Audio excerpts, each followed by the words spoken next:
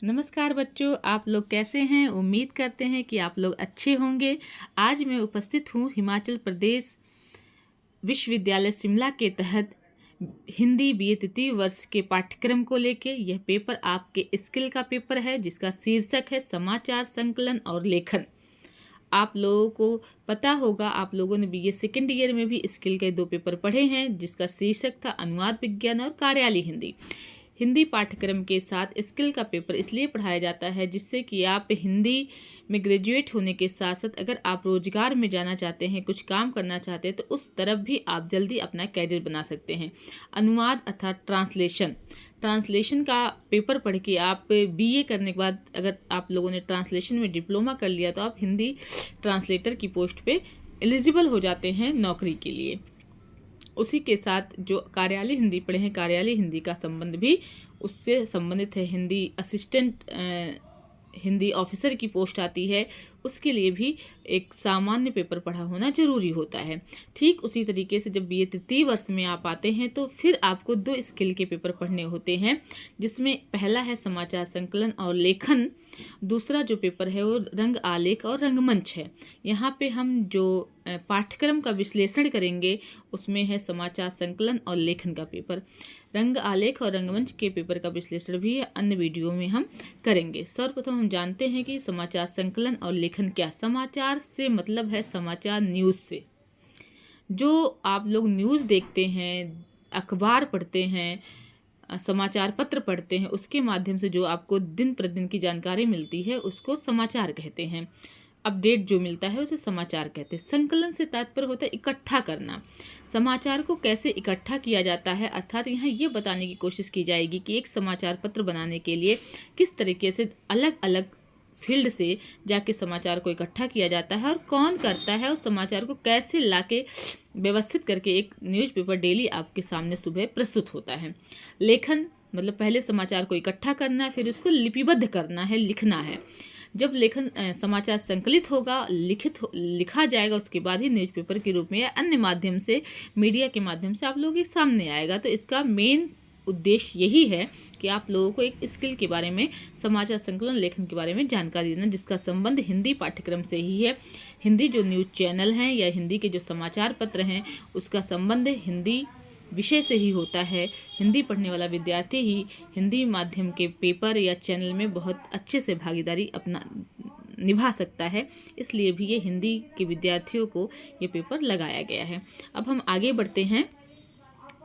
अब क्रमशः जो पाठ्यक्रम है उसके बारे में जानने की कोशिश करेंगे। हमारा जो पाठ्यक्रम है वो इकाई 1, इकाई 2, इकाई 3, इकाई 4 में 4 भागों में विभक्त है। सर्वप्रथम हम इकाई 1 के बारे में देखेंगे कि इकाई 1 के अंतर्गत क्या क्या शामिल किया गया है। इकाई 1 के अंतर्गत आप लोग देख सकते हैं, मैंने हाईलाइट भी किया है। समाचार, सबसे पहले हम पढ़ेंगे समाचार क्या होता है, न्यूज़ क्या होती है। न्यूज़ सब पे अगर आप देखो, ध्यान से देखो, तो न्यूज़ जो इंग्लिश में है, जिसे हिंदी में समाचार कहते हैं, वो NEWS न्यूज़ से बना है, मतलब नॉर्थ, ईस्ट, वेस्ट, साउथ। तो चारों दिशाओं की जो समाचार हैं जिस और इकट्ठा करना और उसको लिपिबद्ध करके हमारे सामने मीडिया के माध्यम से, ईमेल के माध्यम से, न्यूज़ चैनलों के माध्यम से, समाचार पत्रों के माध्यम से, अखबार के माध्यम से जो प्राप्त होता है उसे समाचार कहते हैं। अब यहाँ पे आपको समझना होगा कि समाचार की अवधारणा क्या है, उसकी परिभाषा क्या है, समाचार आखिर आया क्यों, उसके बुनियादी तत्व क्या है। मतलब समाचार को लिखने के लिए, इकट्ठा करने के लिए हमें किन किन बुनियादी तत्वों के बारे में जानकारी होनी चाहिए। समाचार और संवाद की संरचना क्या होती है। समाचार जो भी घटित होता है, सारे समाचार को समाचार या न्यूज़ चैनल में नहीं शामिल किया जा सकता। समाचार के कुछ मूल्य हैं, कुछ स्रोत हैं, कुछ इम्पॉर्टेंट चीज़ें होती हैं जिसको ही हम समाचार में शामिल कर सकते हैं। उसके पीछे भी बहुत सारी चीज़ें हैं जिसके बारे में जानकारी हमें इस इकाई के अंतर्गत मिलेगी। पहला तो एक समाचार को जो इकट्ठा करना है अर्थात संकलित करना है, उसके पहले समाचार की अवधारणा, परिभाषा, बुनियादी तत्व, उस समाचार के मूल्य और समाचार के स्रोत को हमें समझना पड़ेगा। स्रोत से मतलब है कि किन किन माध्यम से हमें समाचार प्राप्त होता है।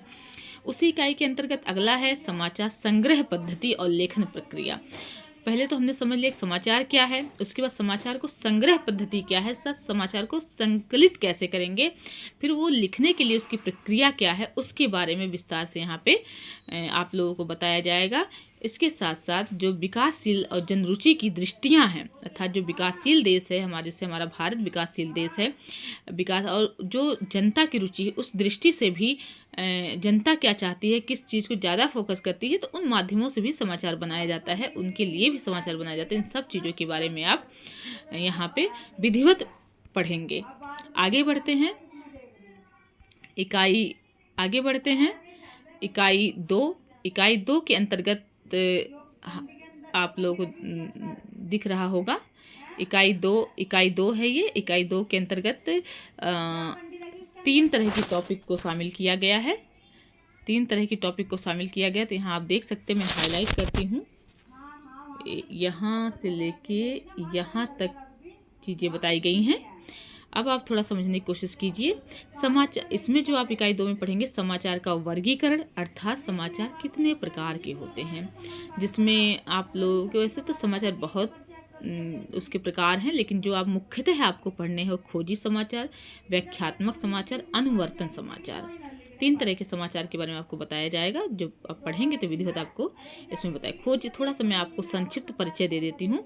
खोजी समाचार से तात्पर्य ऐसा समाचार जो एक डिस्कवरी की तरह खोज पे आधारित होता है। व्याख्यात्मक समाचार किसी भी घटना के बारे में व्याख्यायित करना था, विस्तार से उसके बारे में बताना। अनुवर्तन समाचार वे समाचार होते हैं जिसके बारे में हम अनुसरण करते हैं।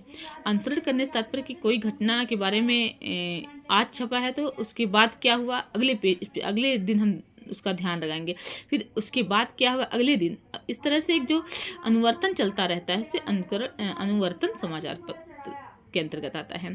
अगला विषय है संवाददाता। संवाददाता रिपोर्टर को बोलते हैं। जो संवाद अर्थात जो सूचना को कलेक्ट करता है, लाता है, वो रिपोर्टर होता है। रिपोर्टर को ही संवाददाता बोलते हैं। एक रिपोर्टर जो होता है संवाददाता, वो अपनी भूमिका कैसे निभाता है, एक रिपोर्टर बनने के लिए हमें किन किन योग्यता होनी चाहिए, कितने प्रकार के होते हैं और उसके व्यवहारिक संहिता क्या होनी चाहिए, एक रिपोर्टर का व्यवहारिक गुण क्या होना चाहिए, इसके बारे में विस्तार से आपको इसमें बताया जाएगा। अगला विषय है रिपोर्टिंग। रिपोर्टिंग का संबंध रिपोर्टर से, जो रिपोर्टर होता है अर्थात जो व्यक्ति होता है वो फील्ड में जाता है और वहाँ से रिपोर्टिंग अर्थात समाचार को संकलित करता है। जो इकट्ठा करता है उसको इकट्ठा करने की पद्धति को रिपोर्टिंग बोलते हैं। तो एक हो गया रिपोर्टर, एक हो गया रिपोर्टिंग। तो रिपोर्टर के बारे में तो आपने ऊपर 2.2 में पढ़ लिया। अब रिपोर्टिंग के बारे में पढ़ेंगे। रिपोर्टिंग कहाँ से कैसे कैसे की जा सकती है। इसके अंतर्गत रिपोर्टिंग के क्षेत्र और प्रकार बताए गए, जैसे विधायिका, विधानसभा की रिपोर्टिंग, वहाँ पे भी हमारे रिपोर्टर जाके रिपोर्टर या रिपोर्टिंग या न्यूज़ चैनल को फोर्थ पिलर भी कहा जाता है। तो विधायिका में भी जा सकते हैं जो न्यूज़ रिपोर्टर होते हैं। न्यायपालिका के अंतर्गत भी जाके वहाँ से रिपोर्टिंग कर सकते हैं। मंत्रालय, प्रशासन, विदेश मंत्रालय के अंतर्गत भी हमारे रिपोर्टर जाते हैं और वहाँ पे रिपोर्टिंग करते हैं, वहाँ की न्यूज़ लाके हमें देते हैं और तभी हमें देश विदेश की खबरों के बारे में जानकारी मिल पाती है।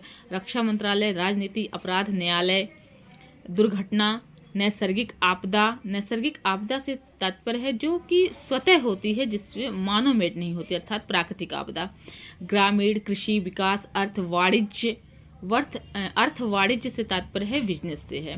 बैठकें, सम्मेलन, संगोष्ठी, पत्रवार्ता, साहित्य और संस्कृति, विज्ञान, अनुसंधान, तकनीकी विषय, खेलकूद, पर्यावरण, मानवाधिकार और अन्य सामाजिक विषयों और क्षेत्रों से संबंधित रिपोर्टिंग की जाती है। ये हाईलाइटेड है। इन सभी के बारे में आपको इसके अंतर्गत पढ़ना होगा। अब आगे बढ़ते हैं। आगे है इकाई 3।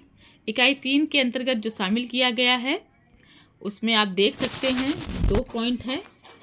एक है इलेक्ट्रॉनिक माध्यमों से प्राप्त समाचारों का पुनर्लेखन, दूसरा है लीड, अर्थ, प्रकार, विशेषता और महत्व। इलेक्ट्रॉनिक आज का जो युग है वो इलेक्ट्रॉनिक माध्यम से कंप्यूटर का युग है और बहुत तेज़ी से जो वायरलेस दुनिया है वह संचालित हो रही है। उनके माध्यम से जो हमें घर बैठे लाइव चीज़ें पता चलती रहती हैं, मतलब वहाँ घटना घट रही है और यहाँ पता चल रहा है।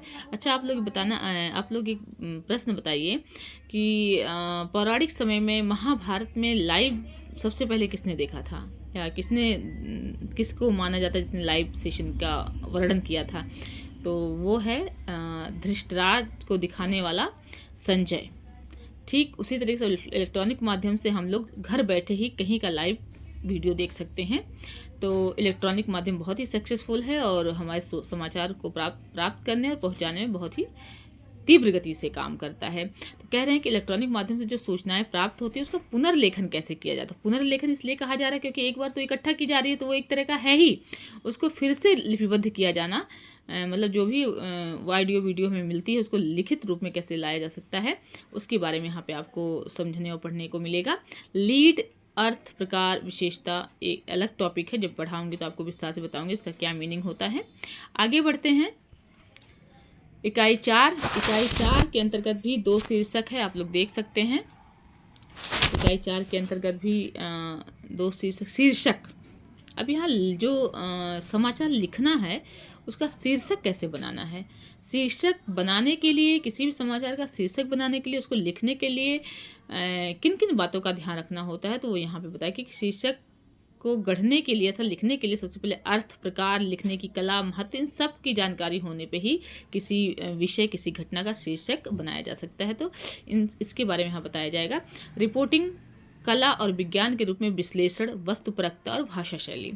रिपोर्टिंग जो होती है, जो रिपोर्टर जाके रिपोर्टिंग करके ले आता है, तो कह रहा है कि जो रिपोर्टिंग होती है वो रिपोर्टिंग करने की भी कला होती है, उसका भी एक साइंस होता है। तो उसके बारे में भी विश्लेषण किया जाएगा कि रिपोर्टिंग कैसे की जानी चाहिए, किन किन बातों का ध्यान रखना चाहिए। वस्तुपरकता होनी चाहिए। वस्तुपरकता से तात्पर्य है कि वस्तुनिष्ठ होना चाहिए, किसी का पक्षपात नहीं होना चाहिए। और भाषा विशेष है इसमें कि भाषा शैली का ज्ञान होना चाहिए। किसी भी उटपटांग भाषा का प्रयोग नहीं किया जा सकता रिपोर्टिंग में, समाचार पत्रों में, इसका विशेष ध्यान रखना होता है। तो ये हो गया आपकी 4 इकाइयों का एनालिसिस। उम्मीद करते हैं आपको समझ में आया होगा। विस्तार से आप लोगों को अगले वीडियो में मिलेगा। अभी के लिए बस इतना ही। आप सभी का बहुत बहुत धन्यवाद। Thank you so much.